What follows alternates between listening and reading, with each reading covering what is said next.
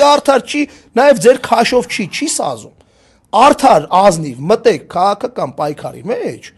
ու կամ էլ ազնիվ ասեք, ախպեր ջան, մենք այս պայից սկսած մեր բոլոր հակառակորդներին, տեսական հակառակորդներին, որտեղ գործնականում երկու ուժ է հայտնել ընտրություններին մասնակցելու պատրաստակամության մասին։ Երկրորդ նախագահն ու Նիկոլ Փաշինյանը։ Տեսական ձեր հակառակորդներին որոշել եք բոլոր հնարավոր ձևերով խաղից հանեք։ Մենք իմանանք խի եք անում։ Այդ նույնն ոնց որ գովազդի համար վերցնում ես մի բան գովազդելու ու նա վայս վերջես Վազգենն էլ տես դիսկուրսի մեջ էր եղել, չեմ ասում ոնց ինչ, որ դու գնում ես, չես գրում գովազդը, որ մարդիկ հասկանան դա քո կարծիքը չի, դա գովազդ է, ախպեր։